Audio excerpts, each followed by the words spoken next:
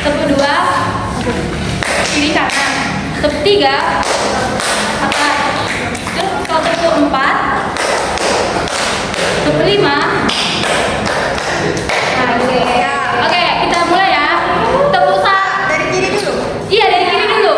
Kiri Harus kiri dulu. Nggak boleh. tapi lebih baik sana. Oke, kita mulai ya teman-teman. Tepuk 1. Tapi depan. Tepuk 1. Ulang. Iya, maaf ya. Ulang ya. Tepuk 1. Tepuk 2. Tepuk 3. Tepuk 4. Tepuk 5. Tepuk 5 2 kali. Oke, tepuk 5 2 kali. 1 3 kali.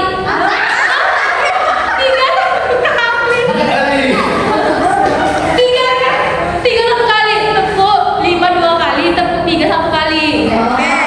Mulai.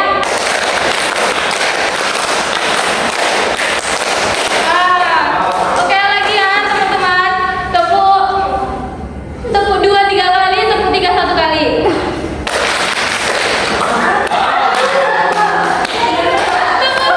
Tepuk 2 3 kali. Tepuk 3 1 kali. Oke, ulang. Tepuk 2 diterusinnya juga bingung sebenarnya. Oke. Iya, tepuk 2 3 kali, tepuk 3 1 kali. Oke, mulai ya. Mulai. Oke, terima kasih ya teman-teman.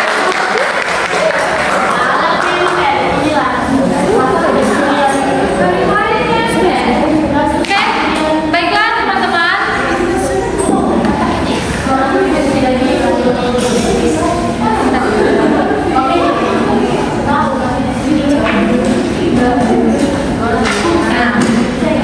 Sebelum kita masuk ke materi presentasi dari kelompok 1, izinkan kami memperkenalkan diri kami. Saya Atas sebagai moderator. Saya Desi sebagai presenter 2. Saya sebagai penerima. Nah, jadi hasil diskusi kami yaitu dengan judul atau materi yang akan kami presentasikan adalah kedudukan, fungsi, dan penggunaan bahasa Indonesia yang baru dalam konteks akademik. Maka dari itu, untuk presenter pertama akan menjelaskan materinya.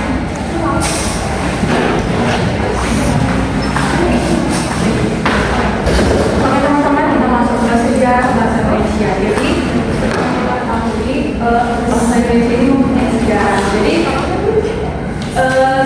sebelum kita menggunakan bahasa Indonesia yang sekarang ini, dulu kita menggunakan bahasa Indonesia, bahasa Melayu Riau. Jadi bahasa Melayu Riau ini yang digunakan sebagai bahasa penghubung. Jadi kan kita tahu kita ini kaya akan alam. Jadi kita kaya akan alam dan banyak perdagangan yang terjadi di Indonesia ini. Jadi pada zaman dahulu itu kita menggunakan bahasa Melayu Riau ini untuk bahasa penghubung antar perdagangan tersebut. Jadi ini juga sebelum kerajaan Sriwijaya abad ke-7 itu sudah ada bahasa ini. Jadi semakin lama semakin dikembangkan. Oke, selanjutnya kenapa bahasa Melayu sih yang dipilih sebagai bahasa penghubung antar bahasa penghubung di kita ini? Jadi kita tahu kan kita kaya akan kebudayaan, banyak bangsa daerah yang kita gunakan di Indonesia ini. Tapi pemerintah sejak dulu mengatakan bahwa nggak ada budaya yang harus kita dominasikan. Jadi kita harus menggunakan bahasa yang memang nggak meninggikan satu budaya aja. Jadi supaya Indonesia ini adil gitu. Nah, jadi itu tadi kenapa bahasa Melayu Riau ini dipilih, karena supaya tidak ada kebudayaan di Indonesia ini yang ditinggikan salah satu budaya aja. Nah, berbeda dengan bahasa yang lain, bahasa daerah kita itu kan ada dia yang halus tapi kasar bahasanya.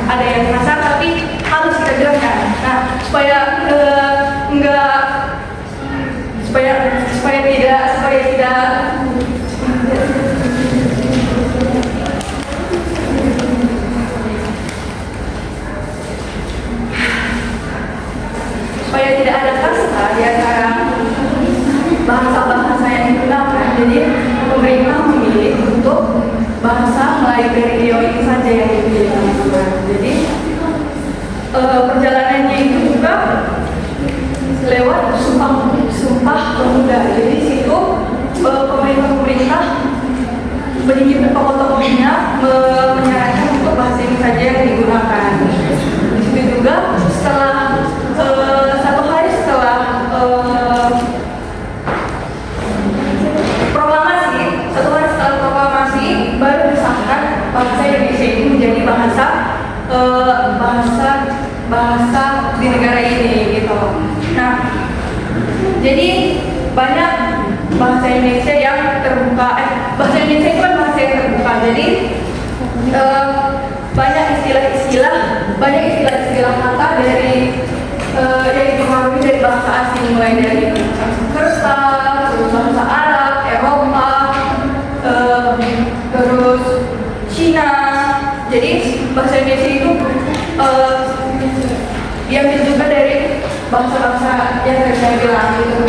Jadi setelah itu semakin berkembangnya zaman, jadi bahasa Indonesia itu semakin dimudahkan, mulai dari penggunaan katanya, tulisannya. Seperti yang kita tahu, banyak tulisan-tulisan zaman dahulu yang menggunakan kata yang berlebihan, seperti dahulu dan lainnya gitu kan teman-teman. Jadi sekarang dibuat menjadi dahulu gitu teman-teman. Jadi semakin berkembangnya zaman, semakin dipermudahkan untuk penggunaan bahasa Indonesia ini. Nah, pada tanggal 20 November 2023 kemarin, bahasa Indonesia ini digunakan di sidang UNESCO. Jadi ini bahasa ke-10 yang digunakan untuk sidang ini. Jadi kita harus bangga dengan bahasa kita. Semakin dikenal, semakin go internasional karena digunakan di dalam sidang UNESCO ini. Jadi di sini dibuktikan bahwa bahasa Indonesia ini bahasa Indonesia ini dikenal dengan kebudayaannya juga, dengan bahasa Indonesia ini juga digunakan untuk menjadi identitas negara kita gitu. Nah, ini juga digunakan untuk pendidikan, terus pengetahuan dan komunikasi di dunia kita ini. Terima kasih. Selanjutnya akan saya serahkan ke teman saya. Oke, selanjutnya dia akan menjelaskan tentang bahasa daerah. Nah, apa sih itu bahasa daerah? Bahasa daerah itu adalah bahasa yang digunakan oleh suku-suku yang ada di Indonesia di seluruh wilayah Nusantara. Nah, fungsi utamanya itu apa? Fungsi utamanya itu ada 4. Yang pertama itu fungsinya itu sebagai lambang kebanggaan di suatu daerah tersebut. Kenapa sebagai lambang kebanggaan? Nih, contohnya kita ambil dari bahasa Batak. Pasti kalau kita lihat ya di Toba, Tanah Karo, dimanapun itu, pasti mereka bangga menggunakan bahasa daerahnya. Jadi sebagai lambang kebanggaan bahasa daerah tersebut. Yang kedua itu sebagai apa? Sebagai identitas daerah. Nah, kenapa sebagai identitas daerah? Kan tadi saya sudah bilang, kita ambil contohnya dari bahasa Batak. Nah, bahasa Batak itu kan beraneka ragam ya. Ada bahasa Batak Toba, bahasa Batak Karo, Simalungun, Mandailing, Pampak. Nah, kebetulan saya ini tinggal di Kabupaten Dairi, yaitu Tanah Pampak ya, yang dimana di situ biasanya menggunakan bahasa Batak Pampak. Walaupun Batak Toba sudah banyak yang tinggal di sana, tapi bahasa Pampak ini masih sering digunakan oleh warga setempat. Begitu juga bahasa Batak Karo, di mana kita tahu misalkan kita ke Brastagi, Kabenjahe, pasti kita sering dengar bahasa Karo, dan di Medan juga pasti kita sering dengar bahasa Karo. Begitu juga di Simalungun, di tempat yang kita tahu Simalungun itu di Siantar. Nah, ini juga bahasa makanya bahasa daerah ini sebagai identitas. Misalkan bahasa Bali di mana? Di Bali kayak gitu. Begitu juga untuk bahasa Sunda. Bahasa Sunda ini juga beraneka ragam. Ada bahasa Sunda yang halus, seperti di Bandung. Ada juga bahasa Sunda yang lumayan lebih halus lagi. Namanya biasanya dibilang Sunda Lemas katanya kan. Itu biasanya ada di Cianjur dan yang lainnya dan lain sebagainya. Dan kita masuk ke fungsi yang ketiga. Fungsi yang ketiga itu apa? Fungsi yang ketiga itu ada sebagai komunikasi sehari-hari. Kita kan tadi contohnya itu bahasa Batak. Saya ambil dari bahasa Batak di rumah saya. Kayak biasanya kalau di rumah pasti misalkan mama saya menggunakan bahasa Batak, pasti kami juga membalasnya dengan bahasa Batak. Begitu juga dengan tetangga-tetangga yang lain menggunakan bahasa Batak, kami juga menjawab dengan bahasa Batak. Tapi nggak semuanya menggunakan bahasa Batak, tetapi pasti ada juga kita selip-selipkan bahasa Indonesia. Kayak lanjut itu fungsi yang keempat itu ada sebagai pendukung kebudayaan lokal. Dimana kalau kita tahu nih, kalau budaya Batak ini kan tidak lepas dari bahasanya yang sangat kental. Biasanya bahasa Batak ini digunakan di acara-acara adat seperti upacara pernikahan dan upacara adat. Nah, bisa kita lihat, teman-teman pernah lihat acara pernikahan adat seperti toba atau karo. Nah, pasti di sana kan pasti menggunakan bahasa daerah tersebut. Nah, itu salah satu contohnya untuk mendukung kebudayaan lokal. Oke, selanjutnya itu ada peran terhadap bahasa Indonesia. Bahasa daerah ini membantu untuk membantu kedudukan bahasa Indonesia dengan memperbanyak kosakata dan juga untuk memperkuat bahasa Indonesia sebagai bahasa nasional. Oke, dalam pendidikan bahasa daerah ini digunakan sebagai bahasa pengantar di sekolah dasar untuk memudahkan proses pembelajaran di dalam pendidikan agar siswa lebih mengerti. Oke, selanjutnya ada asal usul. Nah, asal usul bahasa daerah ini berasal dari rumpun Austronesia. Rumpun Austronesia ini datang melalui migrasi besar-besaran penutur Taiwan sekitar 4.000 sampai 3.000 tahun yang lalu, di mana rumpun inilah yang menyebabkan adanya perkembangan suku kata, struktur dan yang lain-lainnya. Oh iya, selanjutnya perkembangan bahasa. Nah, melalui proses migrasi Austronesia inilah makanya ada perkembangan bahasanya dengan salah satunya kan dengan rumpun Austronesia, tetapi ada juga karena kontak budaya dan juga dengan kontak budaya dan Austronesia ini dengan masyarakat untuk menyebabkan adanya perkembangan perubahan kosakata dan struktur dalam bahasa daerah, dan juga menjadi suatu yang digunakan dalam adaptasi serta interaksi budaya. Nah, sebelum kita masuk ke upaya pelestarian, kita masuk ke kondisi bahasa daerah. Bagaimana sih kondisi bahasa daerah pada periode 2018 sampai 2021 dan 2022 sampai 2025? Nah, ini merupakan kondisi vitalitas bahasa daerah Indonesia. Nah, sebelum kita mengetahui kondisi vitalitas bahasa daerah, kita perlu mengetahui apa itu vitalitas. Nah, vitalitas itu adalah daya hidup sebuah bahasa daerah. Makanya itu vitalitas. Jadi ini tuh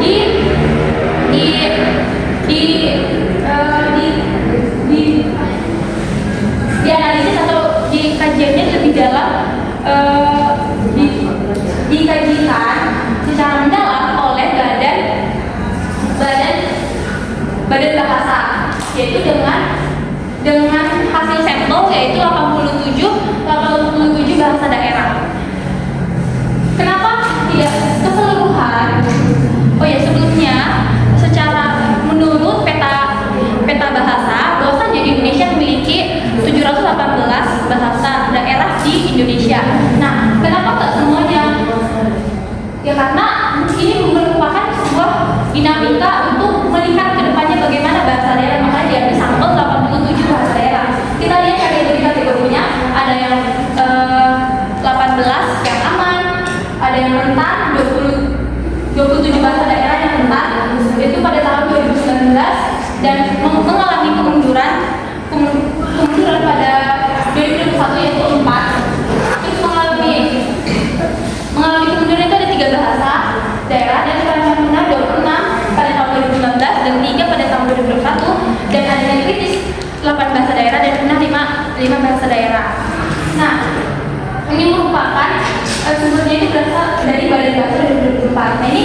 Ini hasil dari kajian sampel 87 bahasa daerah yang diteliti oleh Badan Usaha. Nah, kita lihat ini pada periode 2018 sampai 2021. Nah, untuk 2022 itu dilakukan oleh Kementerian Pendidikan Dasar Menengah untuk melakukan capaian yang nggak pakai sampel lagi, tapi untuk capaian yang sesungguhnya dengan melakukan kajian dengan 97 bahasa daerah, yaitu di Aman itu 18, rentangnya itu 26, mengalami kemunduran yang ketiga, terancam punahnya itu 29, kritisnya 8, dan punahnya itu 5. Makanya secara keseluruhan mendapatkan revitalitas yaitu 97 bahasa daerah. Jadi vitalitas itu kan daya hidup sebuah bahasa daerah. Revitalitas itu adalah menghidupkan kembali atau mengembalikan lagi bahasa daerah tersebut. Nah, ada itu dari 2022 sampai 2025. Nah, ada juga target yang mau direvitalisasikan yaitu 120 bahasa daerah. Oke, setelah kita tahu kondisi bahasa daerah dari periode 2018 sampai 2025, kita masuk ke upaya pelestariannya.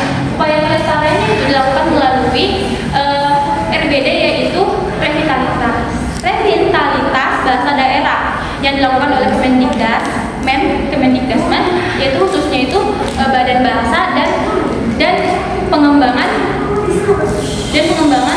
bahasa.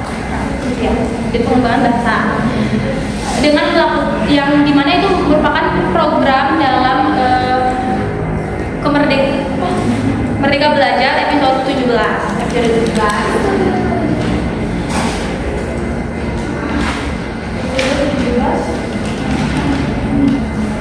Dengan program ini itu memiliki dua model utama, yaitu model A dan model B. Model A ini dimana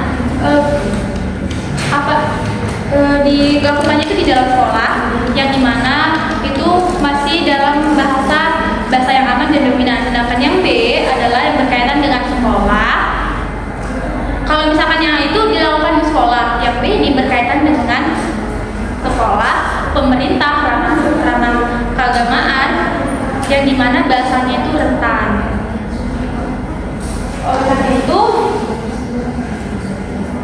Oleh karena itu, pada akhir tahun 2025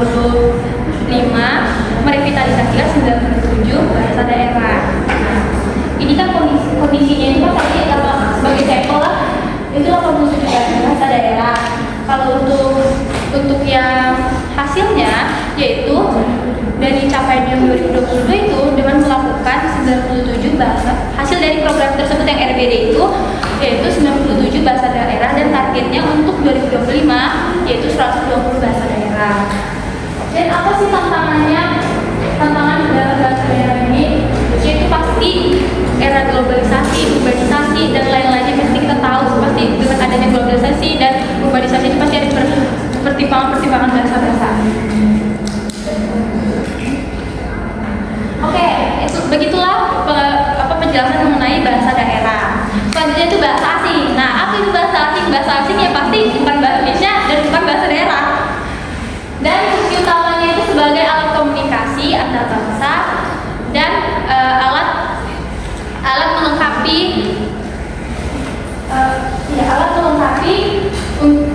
untuk melengkapi bahasa Indonesia dengan bahasa asing itu, untuk kita bisa mengakses lebih luas wawasan seperti pengetahuan internasional dan ilmu pengetahuan dan teknologi. Hubungan dengan bahasa Indonesia itu, nah itu seperti saya bilang tadi, untuk saling melengkapi. Oke, sejarah penggunaannya ini, bahasa asing ini digunakan pada masa kolonial. Nah, pada masa kolonial Belanda itu digunakannya pada bahasa. Pernah gak kita lihat tonton waktu yang penjajahan di sana kan sering menggunakan bahasa ada Belanda, kayak seringnya bahasa asing gitu. Terus Jepang itu pada masa pendidikan, dan juga Jerman itu digunakan untuk sekolah. Kebijakan pemerintah. Nah, setelah diketahuinya banyak menggunakan bahasa asing, ada perhatian lebih terhadap bahasa asing untuk dikurangi. Nah, dari situlah pemerintah membatasi penggunaan bahasa asing agar bahasa Indonesia tetap diutamakan.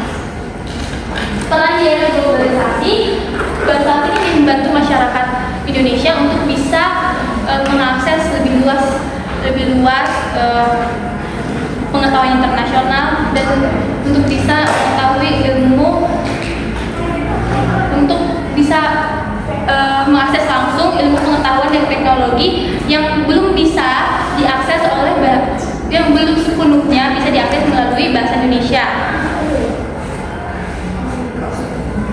Nah, begitulah bahasa asing ini digunakan di dalam bahasa Indonesia untuk kemajuan di era modern ilmu pengetahuan dan teknologi di Indonesia. Maka sekianlah penjelasan dari bahasa daerah dan bahasa asing. Selanjutnya yaitu pendidikan bahasa Indonesia akan dijelaskan oleh teman saya.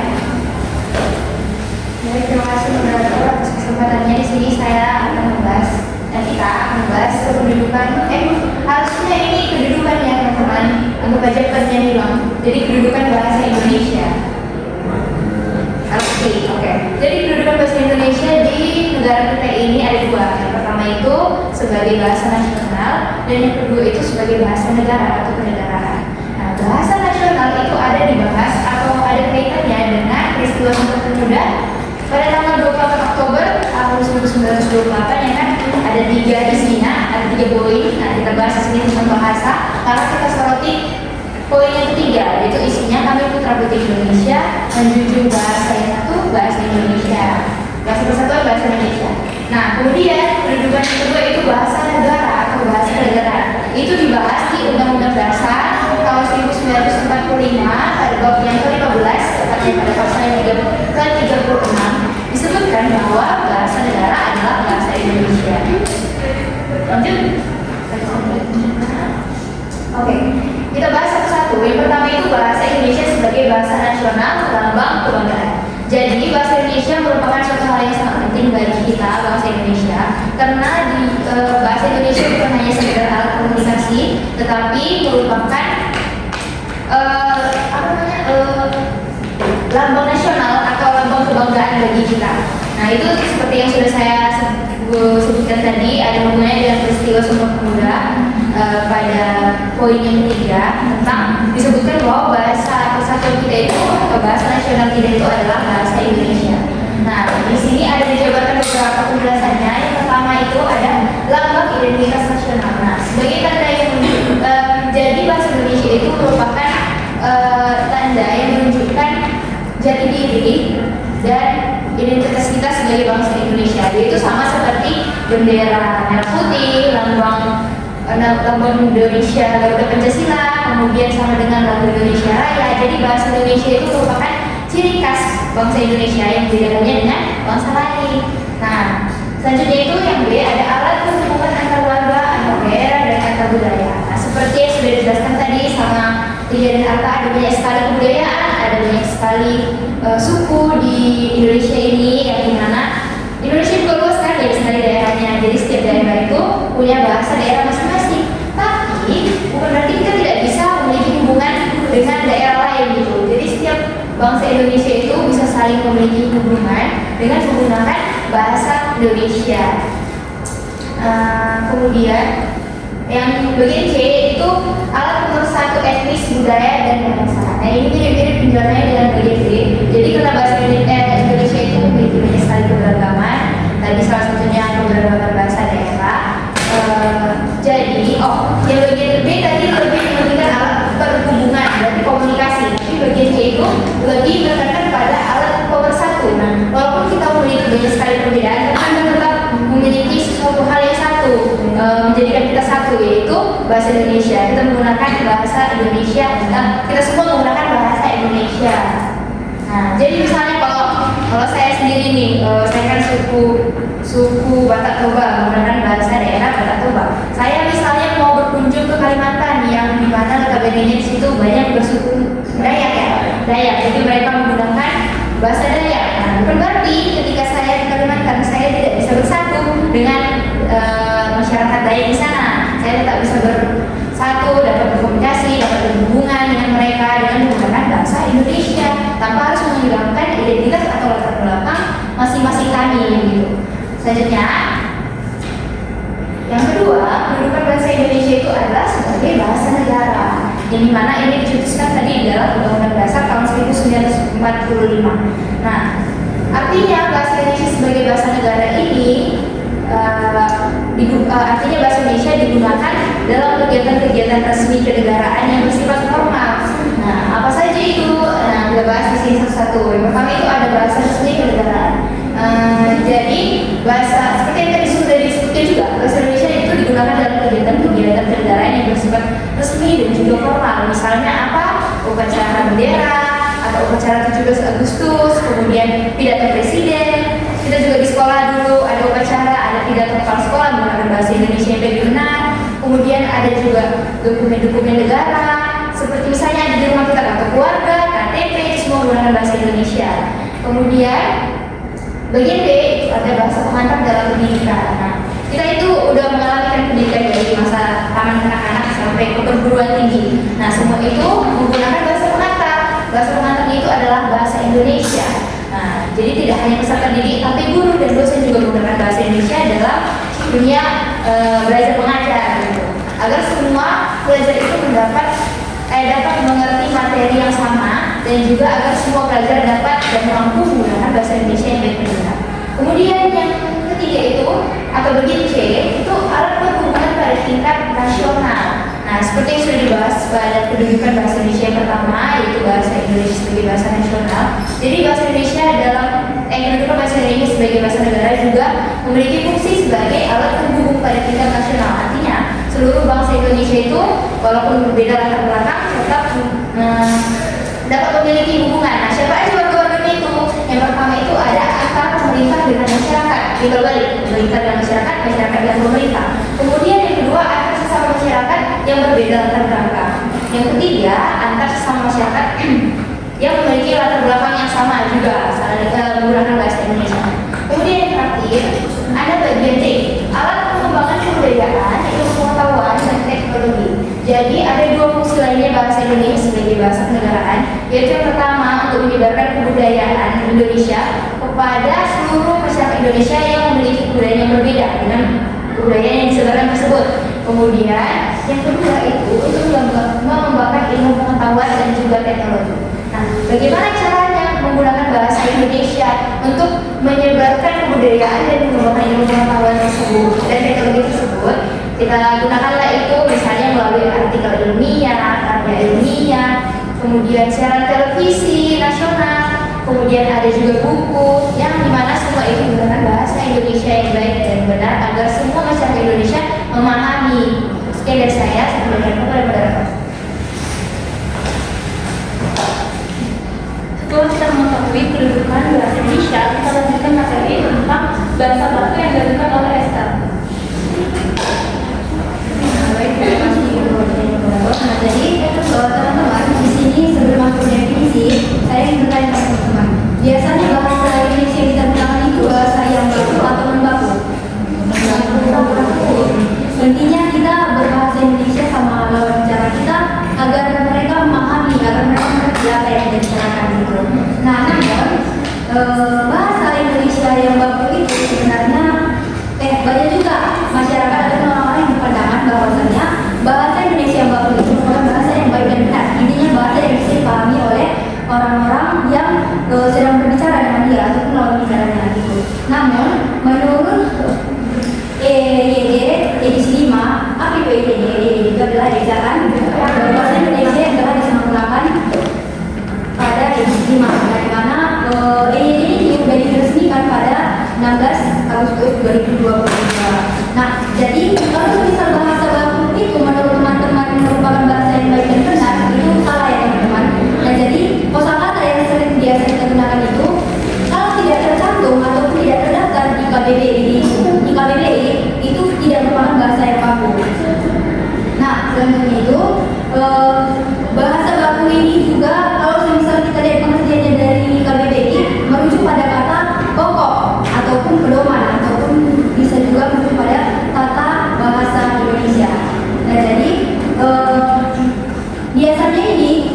biasanya bahasa Indonesia baku ini digunakan oleh orang-orang yang memiliki pendidikan. Contohnya itu apa?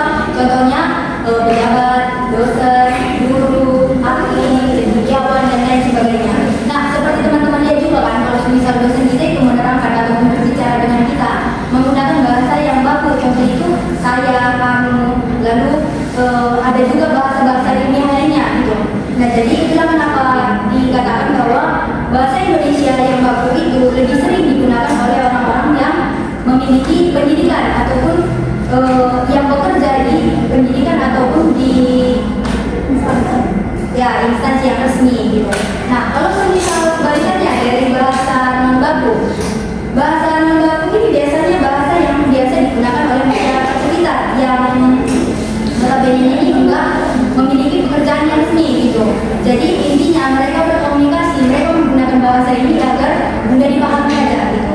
Nah, kalau semisal dilihat dari PPT, biasanya non baku ini menggunakan bahasa yang fonologi. Artinya apa? Artinya yang meningkatkan ataupun memenggal gitu, memenggal kata-kata. Nah, biasanya kita kan ngobrol sama teman-teman, biasanya menggunakan kata udah atau sudah. Udah. Nah, itu bahasa yang membantu. Padahal kalau misal kita lihat dari KBBI, kata udah itu nggak ada, tapi yang ada itu sudah.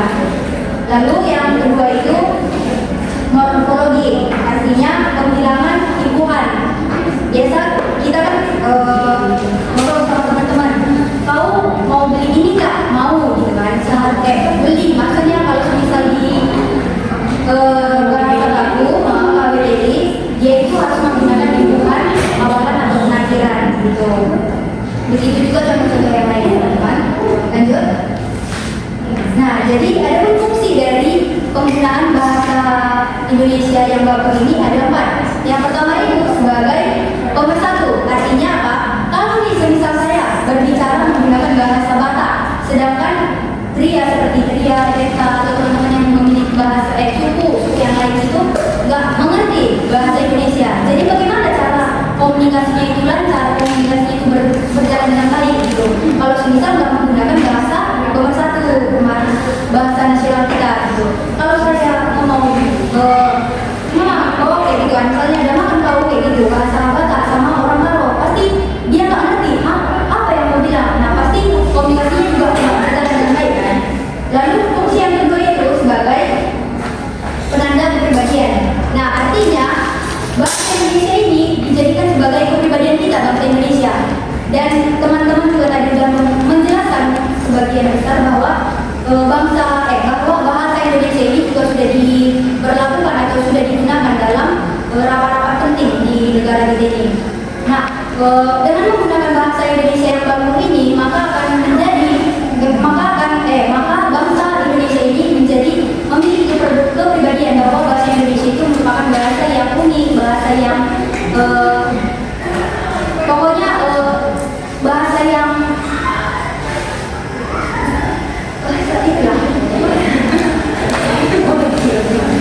lalu fungsi yang ketiga itu sebagai penambah wibawa seperti yang saya bilang tadi. Kalau semisal orang yang memiliki jabatan yang tinggi atau memiliki pendidikan gitu, kalau semisal berbicara pasti kita anggapnya dia bahasanya bagus kali gitu, bahasanya pokoknya nggak mudah dimengerti, nggak mudah dipahami gitu. Karena apa? Karena jenjang pendidikan kita itu berbeda dengan dia. Itu makanya kalau misal banyak orang yang menggunakan bahasa baku itu biasanya dia pendidikannya biasanya udah di atas rata-rata. Lalu yang terakhir, fungsi dari bahasa Indonesia baku itu sebagai kerangka acuan. Nah, artinya bahasa Indonesia baku ini bisa digunakan sebagai penyusunan pembelajaran di bidang pendidikan. Misalnya itu penyusunan pembelajaran di sekolah, di universitas dan lain sebagainya. Dan juga penggunaan bahasa Indonesia ini juga dilakukan ataupun digunakan agar tidak memiliki makna ambiguitas atau makna ganda. Yang terakhir itu sebagai tolak ukur untuk penggunaan bahasa yang baik dan benar. Sekian penjelasan dari saya serahkan ke teman saya.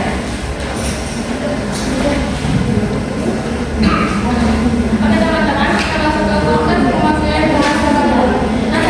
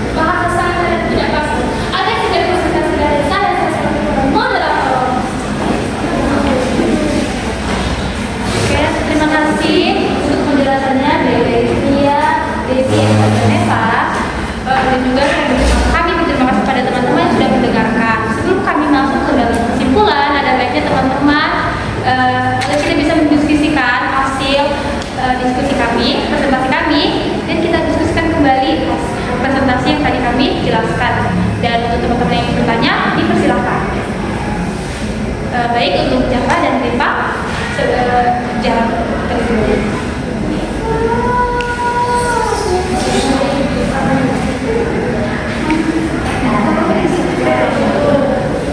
Sebelumnya terima kasih atas kesempatannya. Perkenalkan, nama saya dari kelas 11 dari kelompok 8. Nah, jadi pertanyaan saya ini berdasarkan dari atau dibentuk dari teori Wilhelm. Dia adalah seorang terkenal yang terkenal dengan konsep kompetensi komunikatifnya yang mengatakan bahwasanya kalau kita berkomunikasi itu harus bisa menyesuaikan dengan konteks.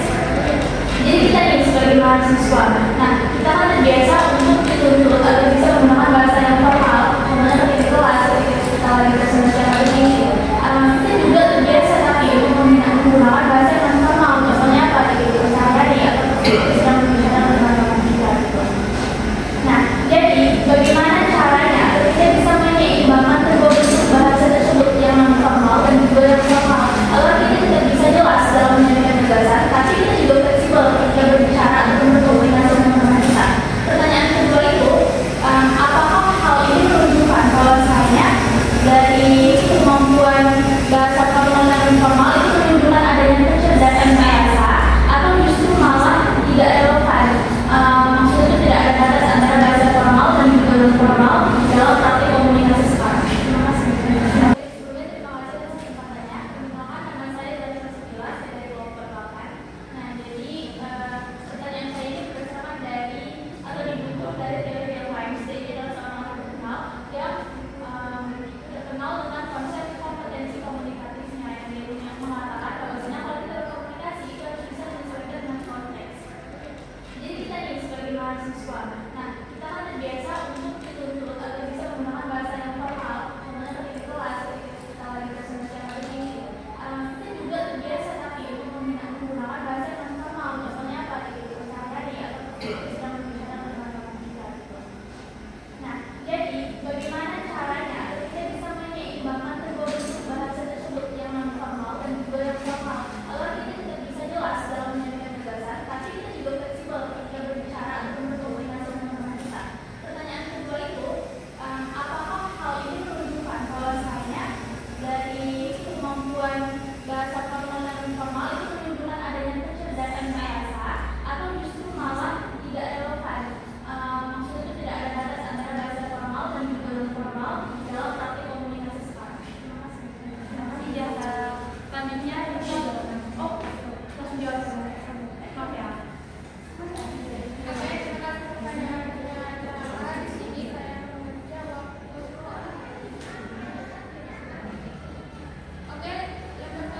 Pertanyaan yang pertama itu cara menyeimbangkan bahasa baku dan tidak baku itu ini bisa kita gunakan sebagai bahasa yang sesuai dengan tempat seperti lawan pembicara kita.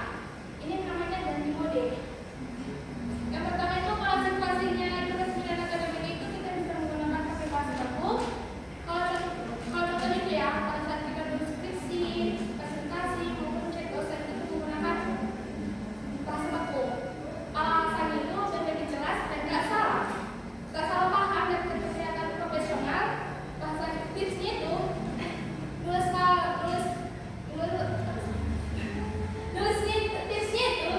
kasar, baru pakai bahasa santai, baru dirapikan menjadi bahasa baku. Lalu kalau situasinya santai itu kita boleh menggunakan bahasa tidak baku. Contohnya ngobrol sama teman kita seperti cara bersama Riva kan bahasanya kayak kau gitu kan. Dan kalau sama dosen kan saya. Alasannya itu udah lebih akal, cepat dan nggak langsung. Nggak kaku. Aturan itu gampang, jangan dicampuri dengan satu kalimat. Yang pertama itu ada salah. Salah itu berdasarkan tersebut. Gue sih setuju banget guys. Katanya yang nggak setuju. Coba salah ini ya. Berdasarkan data ini, gue sih setuju banget sih guys. Coba benar ini, pilih salah satu mau baku, ya baku semua. Contohnya, usah yakin sih semuanya. Ada yang pertanyaan yang kedua.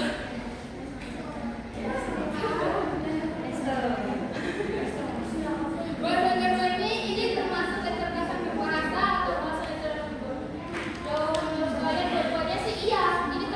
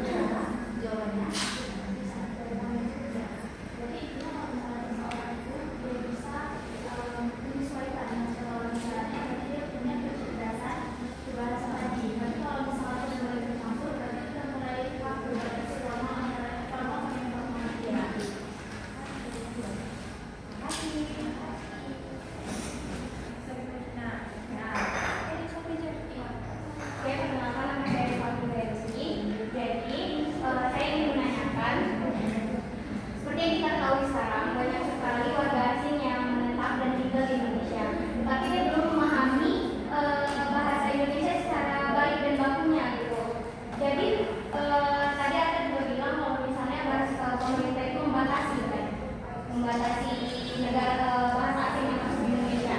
Nah, jadi tanya saya itu strategi apa yang dilakukan untuk memperkenalkan bahasa Indonesia itu kepada warga-warga asing, yaitu tinggal di Indonesia.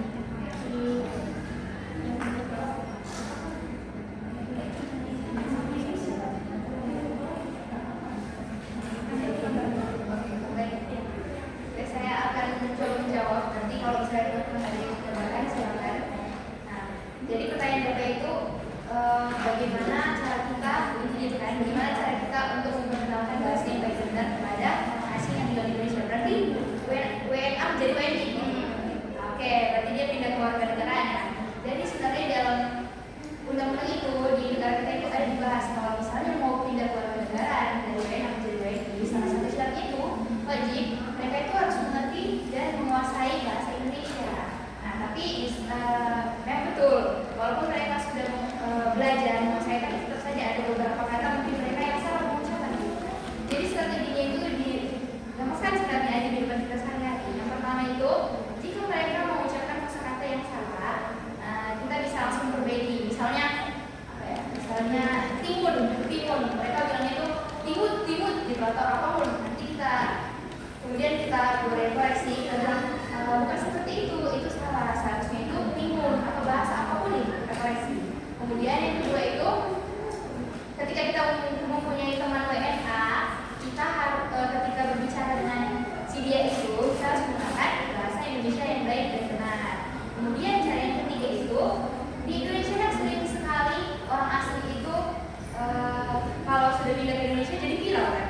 Kemudian mereka memiliki sosial media, biasanya jadi viral itu kita biasanya mengkomen di sosial media mereka, mulai mengkomen. Nah, ketika mereka memposting sesuatu dan kita meluncurkan komenan itu, kita gunakanlah komentar dengan bahasa Indonesia yang baik dan benar agar mereka itu dapat belajar juga dari komenan yang kita sampaikan. Sekian dari saya.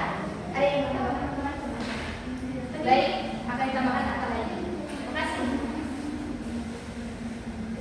Oke, baik, dalam pertanyaannya Rifa itu kan ada pemerintah untuk membatasi bahasa asing di Indonesia. Nah, itu sebenarnya dulu konteks yang pada tahun 1990-an, di mana 1995, di mana pada tahun itu banyak Indonesia yang menggunakan bahasa asing secara berlebihan. Nah, maka dari itu Kementerian Dalam Negeri mengeluarkan surat dengan nomor 434/1021/SC yang dimana itu untuk penertiban bahasa asing di Indonesia dengan melakukan supaya warga masyarakat Indonesia menggunakan bahasa nasional. Nah, apakah jawaban kami memenuhi atau